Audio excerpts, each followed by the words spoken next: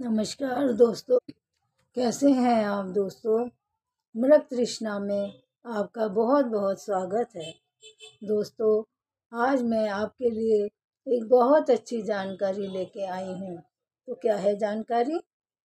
भगवान विष्णु को शेषनाग की शैया ही क्यों पसंद है।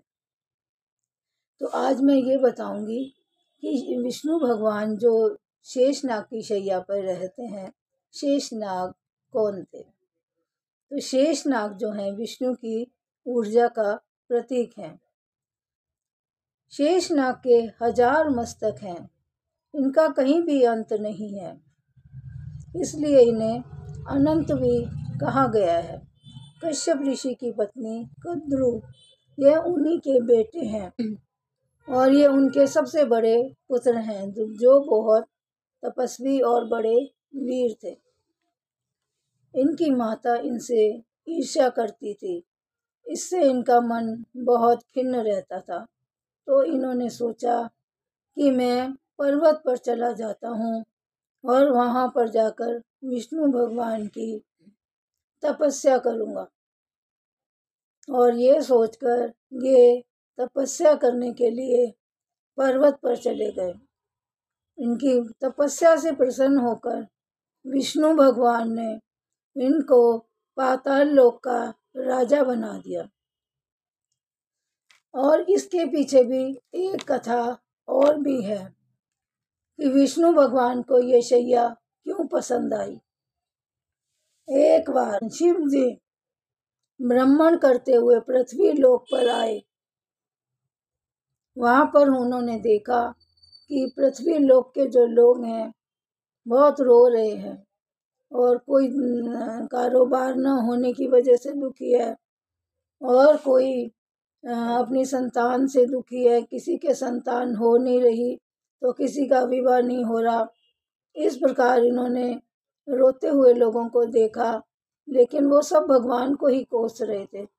जब उन्होंने देखा कि पृथ्वी लोक के लोग मुझे ही कोस रहे हैं, तो उन्होंने जाकर पालनहार, शिव जी ने पालनहार भगवान विष्णु से कहा कि आप कोई ऐसा जरिया बनाइए जिससे उनको एक मैसेज मिल सके कि वह भी आपकी तरह बन जाए।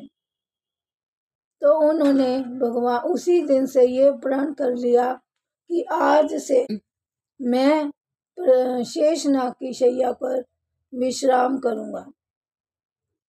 उनके लिए एक मैसेज ये भी है कि वो शैया एक जहरीली शैया पर लेटे हुए भी उन बातों का अमल करते हैं। उन्हें किसी बात की सोच नहीं रहती है कि मैं शैया पर पड़ा हूँ, और दृढ़ता और विश्वास के साथ जी रहे होते हैं, क्योंकि उनकी दृष्टि में अमृत है। जैसा कि उनके लिए कहा भी गया है, शांताकारम भुजंगम। इतने विषैले सर्पों के बीच रहकर भी भगवान ने अपने आप को बचाया हुआ है और दुनिया के लिए एक बहुत बड़ा मैसेज भी दिया है। ग्रह नक्षत्रों को अपने चारों ओर बस में किए रहते हैं भगवान विष्णु। और कृष्ण अवतार में तो जब कृष्ण जन्म हुआ था तो नागराज ने पानी के बीच में एक छतरी का रूप धारण करके भगवान एक ओट बना के भगवान के ऊपर बारिश से भगवान को बचाया था। और पृथ्वी के जितने भी पाप हैं उनका हरण करने के लिए भगवान ने अपने आप को नागों की शैया पर लिटाना बेहतर ही समझा। इस प्रकार हम देखते हैं कि विष्णु भगवान ने अपने आप को एक मैसेज देने के लिए ऐसा किया। पहले लोग हिमालय के आसपास ही रहा करते थे। जितने राक्षस, यक्ष, गंधर्व, वसु, अप्सराएं, किन्नर, रीछ जातियां भी अलौकिक शक्ति से परिपूर्ण थीं। उनमें से ही एक जाति थी नागराज की। इस जाति का जन्म कुद्रु ने दिया। ये कुद्रु माता इन्हीं की शेषनाग की ही माता थी। नाग लोग अपना रूप बदल लेते हैं, तब से इस जाति का जन्म हुआ। नागराज के फन पे ही हमारी ये पृथ्वी टिकी हुई है। ब्रह्मा जी ने नागराज को पृथ्वी को संभालने का सारा भार सौंपा था।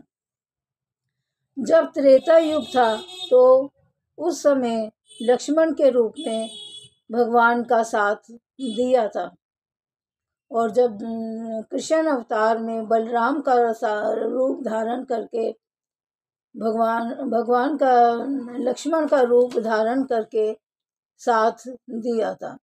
इस प्रकार हम देखते हैं कि भगवान ने अपने आप को इतना शैया पर, नागों की शैया पर रहने को विवश कर दिया था। और दोस्तों, आपको भी एक मैसेज मिलना चाहिए कि चाहे आप कितने भी दुख में रहें, अपना दुख किसी को ना बतलाएं और दुख ढूंढने का रास्ता खुद ब खुद निकालें। धन्यवाद।